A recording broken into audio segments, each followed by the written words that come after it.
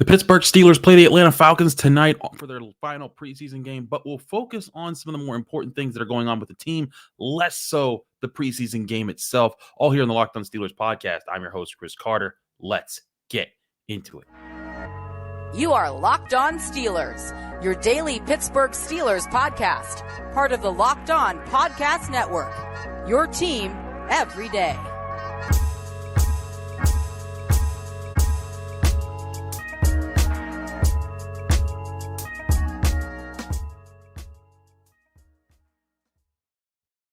Hello, welcome to the Locked On Steelers podcast. I'm your host, Chris Carter, bringing you your daily dose of all things of the Pittsburgh Steelers. As always, you can find the show on your favorite podcasting app and on YouTube. Like this video if you enjoy it. Subscribe to this YouTube channel to get all of your daily Monday through Friday episodes, as well as our bonus content like we have over the weekend. We thank you for making the Locked On Steelers podcast your first listen every day, because we're your team every day. And today's episode is sponsored by Game Time. Download the Game Time app, create an account, and use code LOCKEDONNFL for $20 off your first purchase. Last minute tickets, lowest price guaranteed. More on them later. So I want to preface this by saying, I'm not going to preview the Falcons preseason game because we've seen the Steelers enough in preseason now. Some of the starters will play. Mike Tomlin made it clear on Tuesday, people, if you're healthy, you're playing, unless they don't need to see you, which means to me, you're probably not going to see Minkah Fitzpatrick, TJ Watt, Cam Hayward, Patrick Peterson, those type of guys. But I think you still might see Kenny Pickett. You still might see Najee Harris in the offense, get a drive or two in there. And you'll still might see like Alex Highsmith or some guys like that hanging in there, just kind of being there for the thing. But I think what you're going to really see here is you're going to see certain guys that have been getting tested, especially the rookies, a lot more in this game as they try to get a feel for them and give them as much action as they can to get acclimated to things before they get 17 days off before their home opener. And that is going to be really interesting because everyone's going to be having all eyes on Broderick Jones. Now, we did all yesterday's episode on Joey Porter Jr., not all episode, excuse me, but we led off with the Joey Porter Jr. point, and I addressed that then, so go check out the Wednesday episode if you want to see that. But I wanted to look at Broderick Jones again because in the early parts of training camp and OTAs, it really looked like Broderick Jones was displaying everything that he needed to display, even when the pads went on, to maybe take that tackle job. But the person who was also displaying that what they needed to display was Dan Moore Jr. And we noted that in camp, and even before camp, we had guys like Jim Wexell come on this show and say, hey, don't be surprised if Dan Moore Jr. holds on to this spot. Jim said for the entire year. I don't know if it's going to be that, but it's something that we've discussed and explored as a potential thing here. Dan Moore Jr. coming in to his third NFL season. He has 34 starts of experience, 35, I think, if you count the Chiefs playoff game. And that's nothing to sniff at. He's grown over the years. He has good size for an offensive tackle.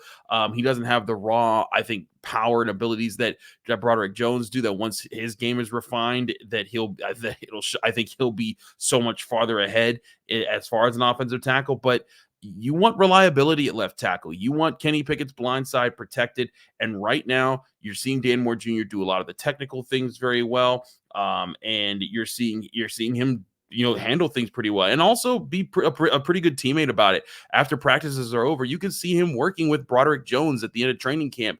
The Steelers are now done with the St. Vincent College part of training camp, and we can't report what we see in practice anymore. But I can tell you, he's had a good relationship with Broderick Jones. He hasn't let the Steelers trading up to draft a guy that would ultimately be slotted to take his job sort of jade him from being a potential mentor for Broderick Jones. So he's done it. Meanwhile, he's also refined his own technique. His footwork is better. His hand placement is better, and he's showing growth there. And I think with Isaac Seumalo, you're seeing growth alongside with him, because now this is the best left guard that he's played with since he's been on the Steelers. And you're also seeing that chemistry that was built over last year carry over to this year. These are all things that you get with a veteran. And it sounds obvious, but that's what Dan Moore Jr. is. And this isn't to say that Broderick Jones can't take the left tackle spot at some point, but there is progress going on right there. We talked to Dan Moore Jr. real briefly in the locker room earlier this week. Here was Dan Moore Jr. when I was asking about the impact of Isaac Seumalo and how the offensive line is coming together. I also made sure to note that touchdown round from Jaylen Warren where they went right behind Dan Moore Jr. and Isaac Seumalo, who set up the key blocks in that situation. But listen to how he explains it when I ask him about that. Here's Dan Moore. I think how things be sharper on the line as you guys as a group. Just his playing experience definitely adds confidence to the entire line. His ability to vocalize in meetings, his ability to communicate on the field, and not to mention he's a great player. So huge attribute for us. You guys on the touchdown run, it seemed like everyone was in the right place, right time with timing. Is that coming together like so much for you guys this year versus last year? It's a little bit too early to tell right now. I mean, I can't judge off of one run. I mean, it felt that way on Saturday, but I think we'll really be able to tell based on how consistent we're able to do that week in and week out.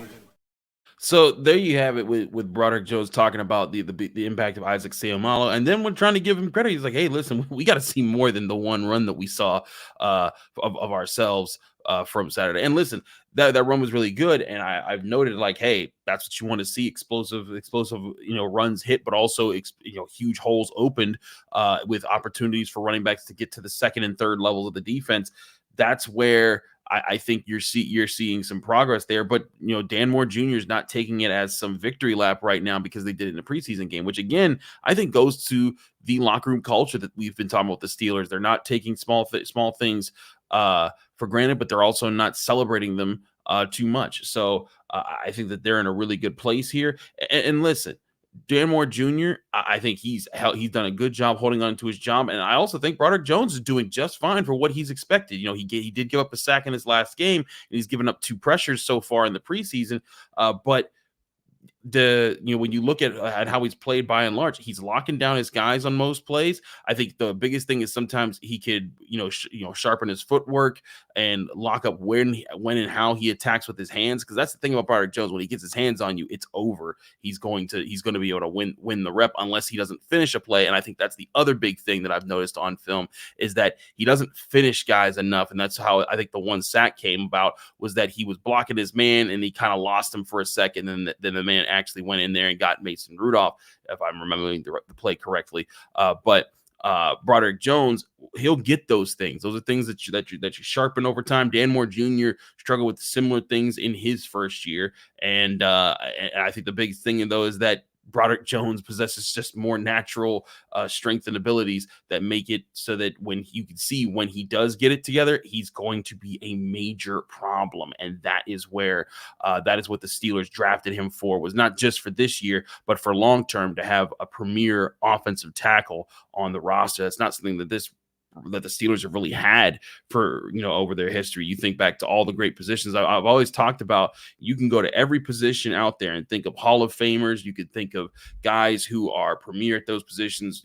Center, you got all the great centers of the Steelers, all the great guards, running backs, cornerbacks, safeties, linebackers, quarterbacks, all those guys. But offensive tackle is the one spot where it's like, they could be better there. Broderick Jones could be that guy to change that tone for the franchise.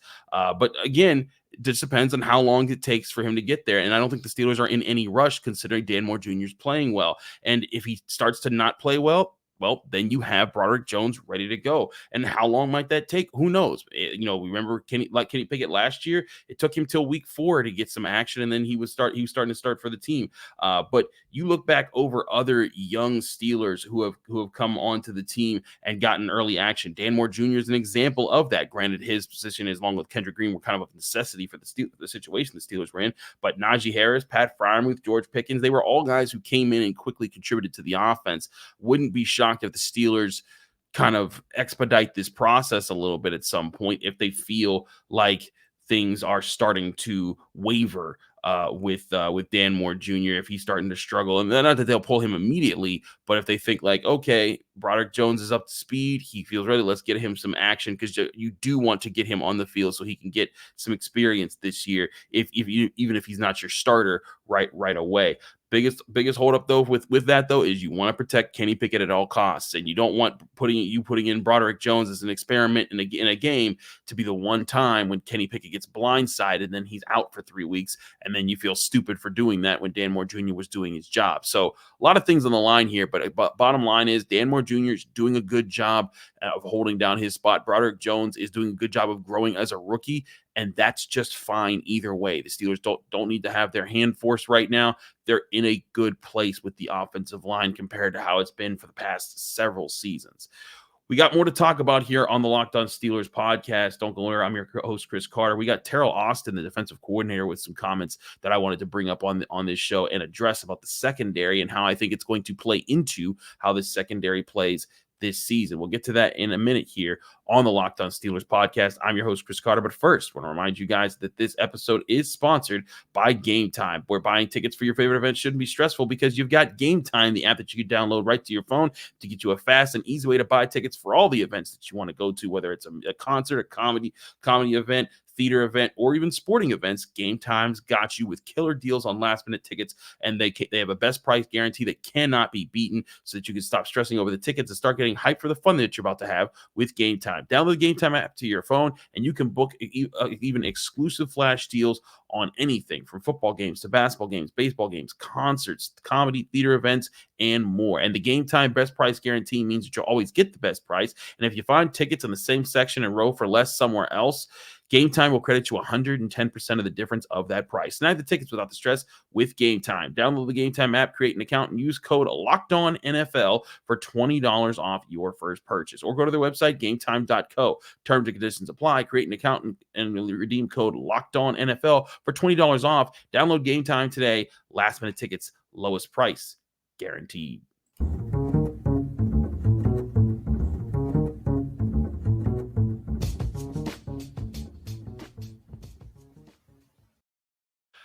Back here on the Locked On Steelers podcast, I'm your host, Chris Carter. We continue our show here for a little bit. Now, I want to dip back into some secondary talk here because we did a good bit of that yesterday, but I feel like we can do it again here as well. Now, this year's group, if they're going to be a dangerous secondary, they are going to need to live and win with top-tier chemistry and communication. They have that many veterans that they can do that between Fitzpatrick and Peterson, but not just those top two guys because they're the big names, but also Kazee, Neal, Wallace, all of those guys, they're guys that know the NFL, know how NFL systems work, and are going to be working in tangent with each other. I'd also throw Shannon Sullivan in there for a guy who's been around for a few years, and they're all going to be kind of keeping everyone on the same page, making sure they're attacking the right spots. And meanwhile, they're going to have Joey Porter Jr. up in there, who's going to be very much a part of that mix, and it's going to be about how fast can he adapt to the game, and that is going to be a serious challenge. But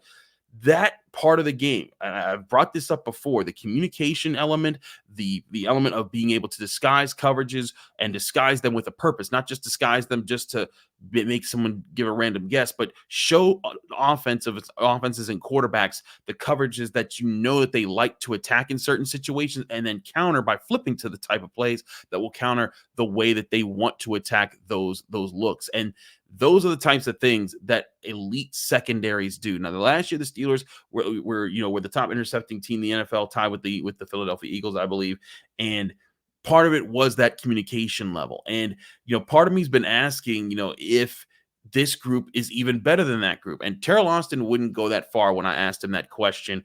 He's kind of credited the entire secondary. He said, "Hey, like they've done a really good job since my time here," and I think that's a good point, because you look at the Steelers secondary over the past several seasons, and they've been a group that you could rely upon to be playmakers, especially with the arrival of Minkah Fitzpatrick. And now you're seeing them do it a little bit more. But let me let Teryl Austin give you his perspective here. Here was him earlier this week when he spoke, the Steelers defensive coordinator, Teryl Austin. Do the veterans that you have in the secondary give you more flexibility this year versus others as far as things you can call and the different variety of ways that you guys can disguise what you guys are trying to do? No, I think we've always had I've really liked our secondary since I've been here, in terms of their acumen, in terms of their intelligence, and so I don't think that's going to be much different. We always move guys around, as you guys know, and we'll see. in terms of how they fit. They may move around differently. They may move around and play different positions. But I think in terms of the structure and the way we want to do it, these guys can give us what we have been getting. Back to moving around guys, some Minkah walk up and wreck some runs a little bit. Is the ability to move him around a little bit more available to you because of the different mix of the ability to play pad inside or out of Kazee and Neal and be able to mix and match pieces a little bit to free him up to do some of that different stuff. Yeah, I think that actually kind of started a little bit last year. He's been moving around a little bit more and has a little bit more flexibility. But, as you guys all know, we'll make no secret of it. We like him patrolling the middle of the field because, I feel he's the best in the business. But he does give us flexibility, and he does move around, and having those other guys there that maybe can do some of the things he does and not having a huge drop-off. So there you have Teryl Austin, one talking about the Minkah Fitzpatrick thing and doing more with him. I think that is a huge part of what the defense they want to do now that they have other guys they can rely upon. Minkah Fitzpatrick is always very talented as that center fielder, but he's that kind of Troy Polamalu type of player, not exactly the type of player of Troy Polamalu, but the kind of X factor type of player who can change games at any point in time. You saw it with the Bengals game last year. You've seen it several times over his career with the Steelers so far. And I think we're only even at the halfway point, maybe, of him even playing for the Steelers, maybe even less than the halfway point, because he is a dedicated student of the game who is just trying to be his best every day with when he comes off the field. But point being with Minkah Fitzpatrick, you want to find different ways to move him around, and you want to find the right fits for the guys around him. And I think that that's what they've done because they've gotten veterans who understand that the fit is important, that the scheme is important, and that they have to play in different roles in those schemes to, again, disguise what they're looking. Because it's one thing to just disguise cover 2 and switch to a cover 3, but it's another thing to be able to do it in the right moment and be able to call adjustments in the middle of pre-snap and say, hey, this is what they're trying to do. Let's show this. And then when the ball is snapped, we go to our actual coverages.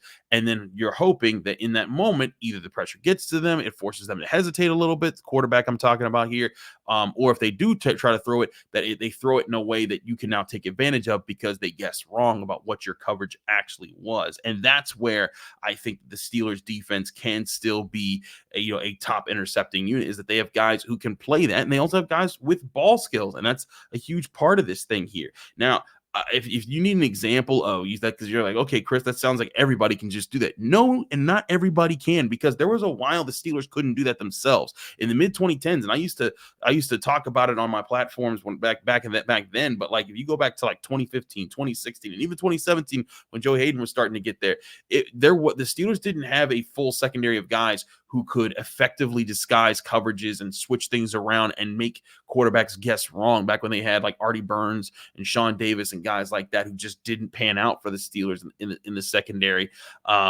Those type of guys didn't work out for them, and it kind of put them in a situation where they had to use more basic concepts, and it kind of exposed the secondary because they couldn't, make the quarterback hold on to the ball a little bit longer. They couldn't catch them off guard more. And I think that that's something that you don't have a problem with now. And since Teryl Austin took it over as defensive coordinator, because remember, he was a DB's coach for the Steelers before that, I think you've seen him play to those strengths, and the Steelers try to keep giving him more players with those strengths so that they can fit the scheme and they can go out and conquer and do what they need to do against the passing game and to help against the run game too. So that's where I think that they're at now. They don't have the problems of having those basic concepts or having an exposed secondary in those situations. They're ready to take things on, and I think that they'll have a productive year at getting interceptions for the Steelers.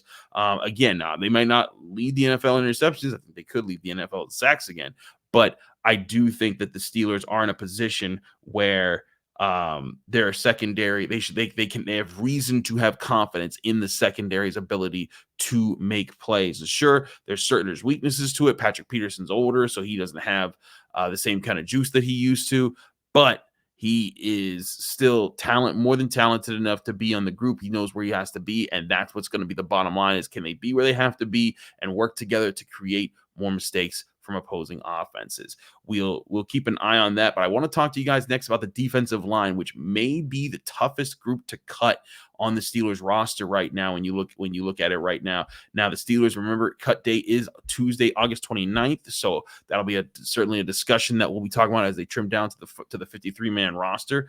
But before we get into any of that, we got to talk about the defensive line. And before we get into any of that, we got to take a quick break here. We'll be right back talking more about your Pittsburgh Steelers right here on the Locked On Steelers podcast.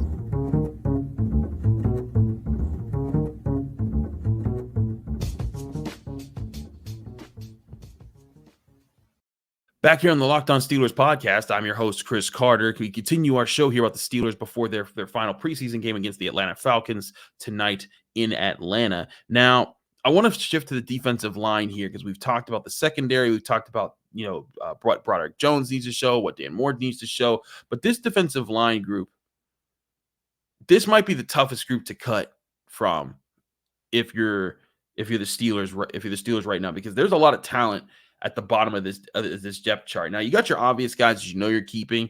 You got Cam Hayward, Larry Ogunjobi, DeMarvin Leal, Keanu Benton. All those guys are obvious ones. I'd say by this point, Isaiah Loudermilk is an obvious one, and Montravius Adams is an obvious one because they've continued to use him so far. But right there, I just named 6 guys right there. And it'll be a question to see, do the Steelers want to keep a 7th guy? And if they do keep a 7th guy, who is it going to be? Now, if it's my money, it's Braden Fehoko, because you want to use his run-stuffing abilities to be kind of a key part of what the defensive line's doing. But all of these guys could be keepers. They're all talented enough, and I think it's going to be very interesting to see how they play together once they actually get to play, real opponents more consistently. But for me, I'm not just looking at how talented this defensive line is. I'm looking at how well they're going to be able to fit together within their scheme to win the way that they want to win.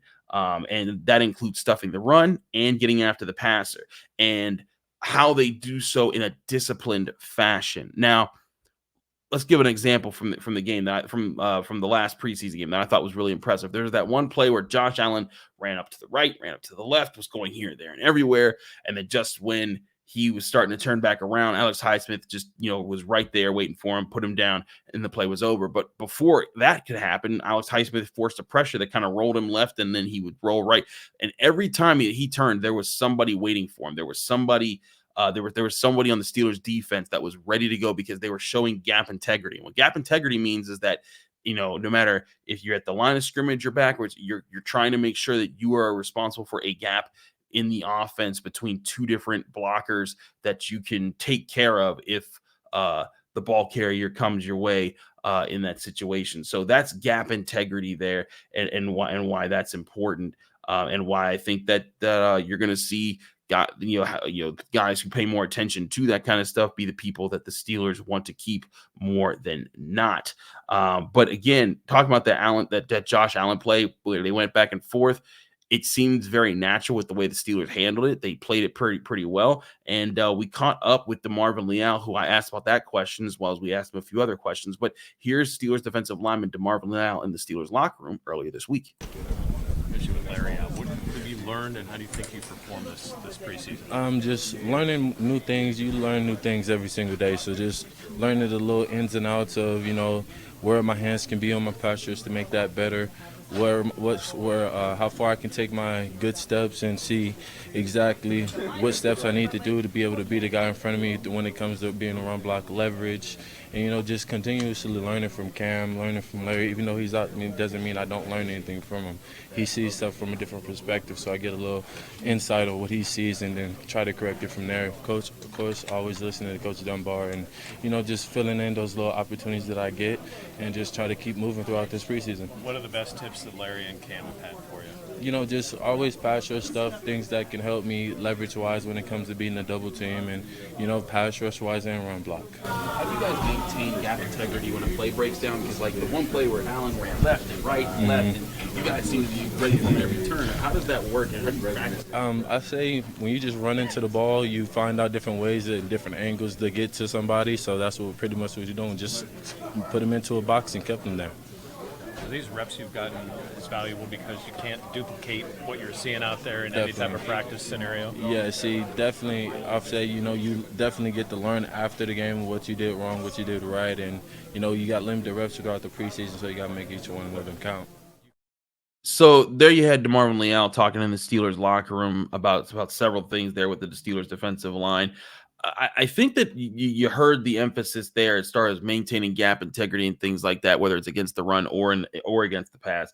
But I think this is my big question that I don't have the answer to, and that's, can this defensive line, including TJ Watt and guys like that, can they get the Steelers back to leading the NFL in sacks? Because that was a thing that happened every year, and it's for like 5 years, and it was really impressive how they kept doing that. But if they can get back to that point, not that it needs to happen for the soothing of an ego, but if they can get back to dominating the pass rush game and being the crew that kind of gets after quarterbacks better than everybody else, along with being a top 10 run stuffing unit like they want to be, they're going to be able to be so dangerous as a defense. And it's going to make the job of the secondary so much easier when they're stuffing the runs. They know that you're trying to throw, and they're planning around it. So I look at this defensive line. I look at the strengths that it has right now, even with some of the guys who might get cut. And I just look at, man, like, this is a tough situation right now to let somebody go.